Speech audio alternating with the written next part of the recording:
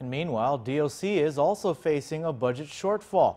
During their budget hearing today, Acting DOC Director Tony Lamarena disclosed that despite being allocated $1 million to hire new corrections officers, they haven't hired any since the start of the fiscal year.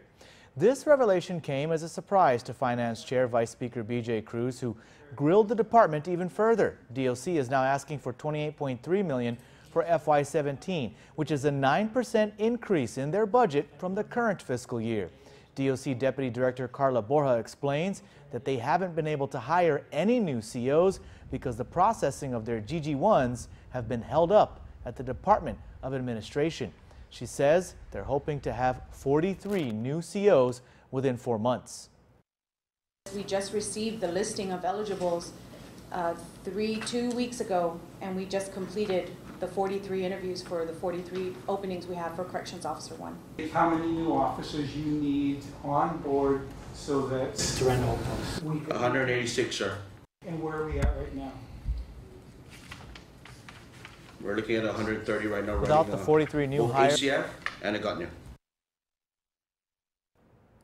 Without the 43 new hires, Lamarena says COs have been working excessively, and for fiscal year 2016 alone, they are tracking to accrue close to $3 million in overtime.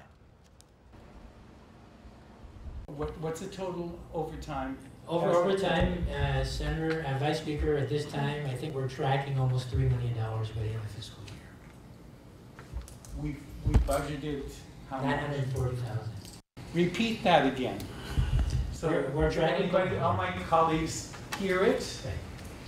And the press hears it, Sure.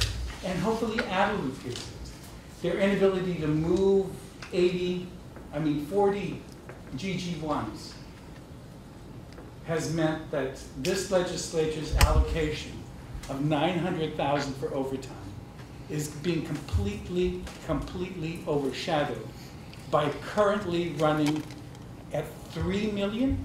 Please. It's close to, in my understanding, close to $3 million, possibly by the end of the fiscal year.